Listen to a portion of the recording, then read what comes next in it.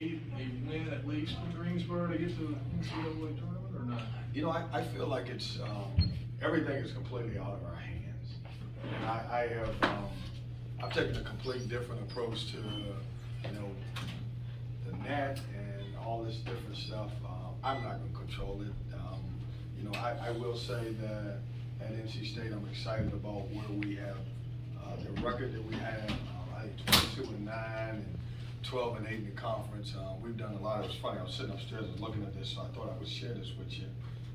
We played Miami, Clemson, Duke, Carolina, and Wake twice. And all of those guys have great records. Between those five teams are 64 and 36. And then if you add Georgia Tech in there, which we played twice, they're all combined, all six teams are 70 and 50. I don't know this, and certainly I know some guys can go back and check this, and I'll get Craig to check it. It may be the toughest conference schedule that I have played since I've been here. All five of those teams winning, and a lot of them are 15, 14, 13, 12, and even Wake Forest at 10 and 10. And so it's been a challenge, and when I look back and reflect on the season, really, really proud of where our guys are just to play that schedule with that many teams who are really good at the top of our league, to play them twice, and for us to be at 12 and 8. And so we've done a lot. Certainly all committees that pick anything have a tough job, and I'm not going to even insert myself into that to try to figure it out.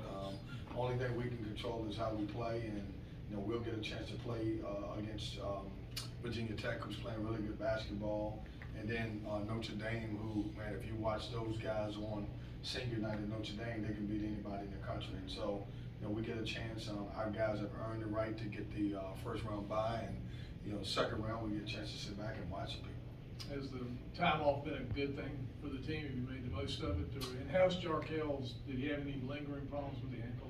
Yeah, I think the time off has been really productive for us. And now, Chip, you know this. This is a balancing act. How many days do you take off? Do you get on the court?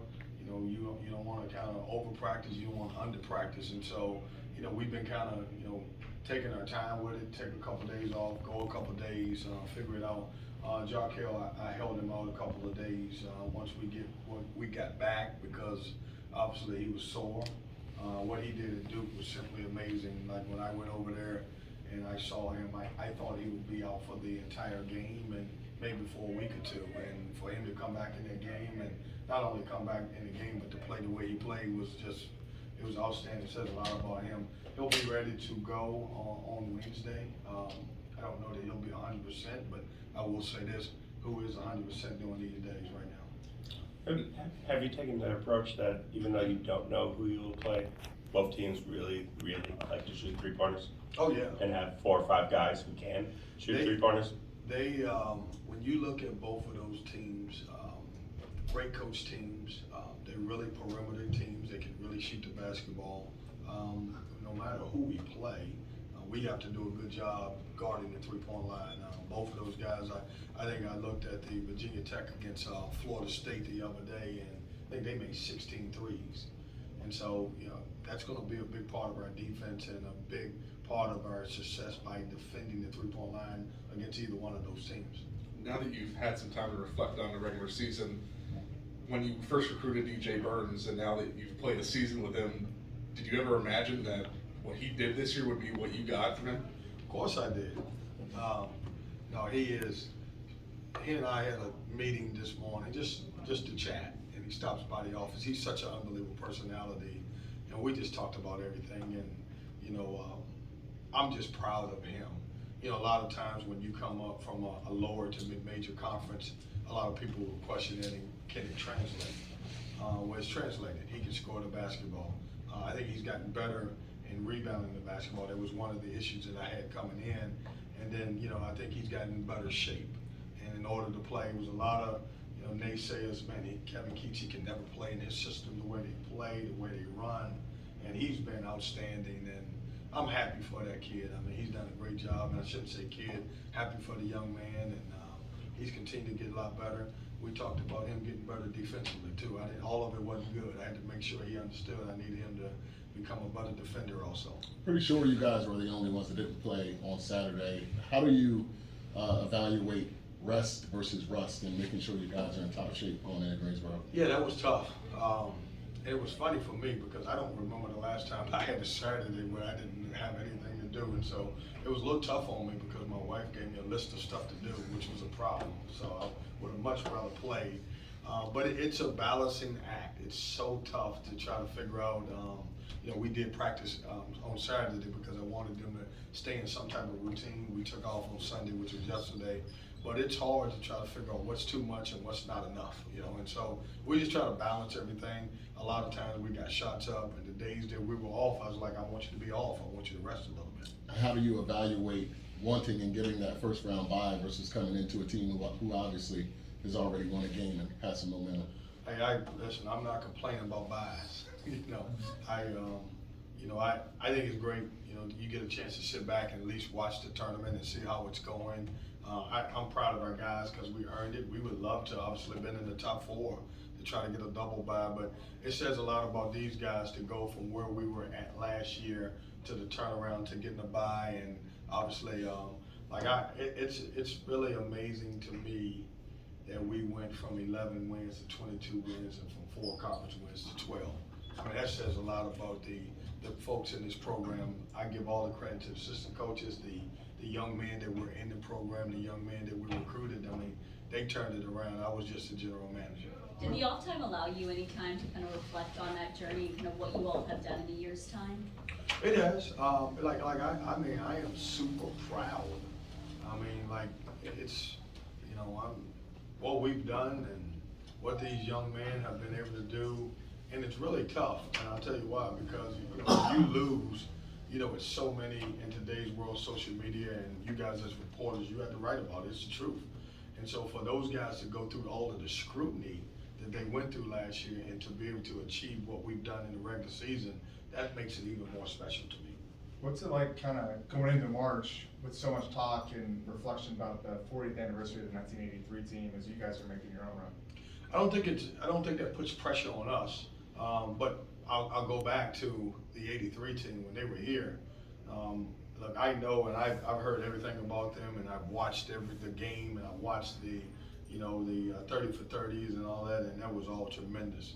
But what we don't get a chance to do is meet those guys, and I met them for the first time, and I know that team was good, and I know that team overachieved, and they won a national championship. But they've been winning all their life.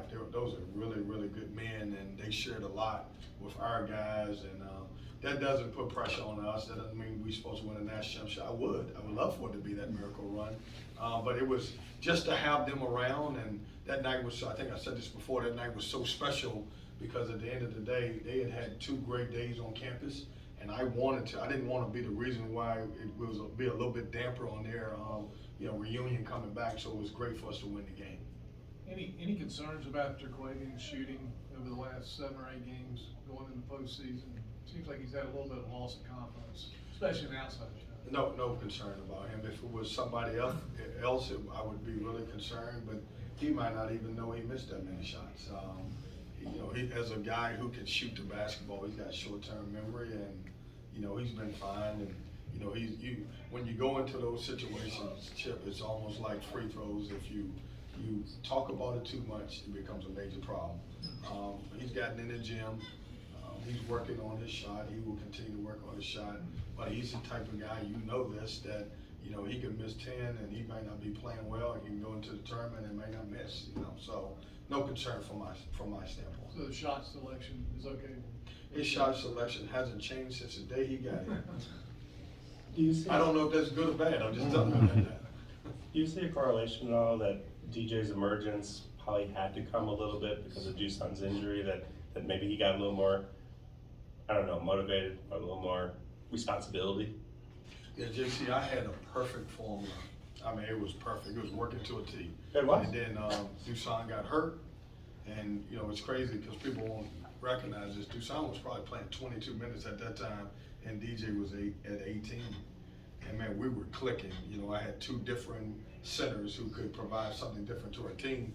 And then unfortunately with Dusan's situation, it forced DJ, I think what it forced him to do is get into great shape and and be able to play longer stretches than he normally would have. And, you know, he's been, he bought in, he embraced, he worked harder, he got extra conditioning in, and it's really helped our team also, because if he didn't change, I don't think we would be in the position that we're in right now because of his ability to change. Now, that being said, some role players really stepped in those moments, with E.B. Dewana stepping in, playing, after playing so much last year. We were able to move Greg Gann and Ernest Ross into some of those situations.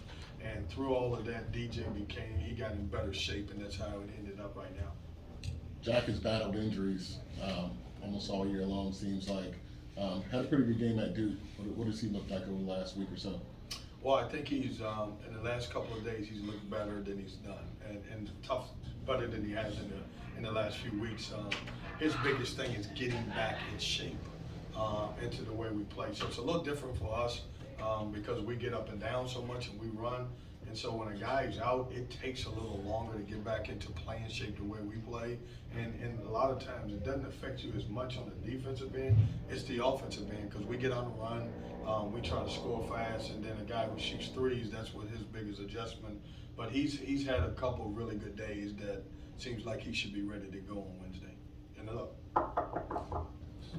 Rick Pitino is notorious for conditioning. You ever find yourself channeling your inner Rick Pitino when you're talking to DJ? No, I don't. Rick Pitino is the best at conditioning. I can tell you that now. If you're looking at me now, and I think I look pretty good when I worked for Rick Pitino, I probably was 167 pounds now. I remember a trip. We were at AAU Nationals, and when I first got there, we were, just going into the summers. We were going there. Getting back from AAU Nationals, I landed in Louisville, and because I was working for Coach Pitino, who, number one, makes everybody in the entire program be in the best shape of their life. So when I first got there, I was on the elliptical, I don't know, maybe 7 hours a day, and that's not exaggeration, and it was great. And so I got back. When you go on the road, the toughest thing for a coach going on the road is because you got to watch so many games, and during those games, you got to try to grab you something. It's a grab and go situation. You gotta go from one gym to the other. And I'll be honest with you don't eat the most healthy food. Well, I decided in Orlando, man, I'm gonna eat healthy. I'm sticking to this because I don't want to hear Coach Pitino's mouth when I get back. So when I landed in Orlando, my wife Georgette looked at me and my eyes were so sunken right here, and I was so skinny. She was like, "What happened to you?" I was like, "I'm not gonna put on weight because I know that." So long story short. Our guys work at their own pace. I'm not trying to get anybody to, lose weight. They know what they have to do to play in this program. Coach Pitino is the best at that. He's changed so many bodies. I wish I was as good as he was. How much weight has DJ lost since the beginning of the year? I don't He know. slimmed down some. Chip, I don't know. I stay away from that stuff. You can ask him. I don't know. You don't monitor You don't monitor the. I don't. I tried that when I first got into college coaching, and I tried to be like Coach Pitino and say, man, I want this, and I lost those battles, and so I stay away from it. I will say this: his body looks good. I don't know how much he weighs. I don't know what his body fat. I don't even get into that stuff. Thanks, Coach. Thank you. We got a TP.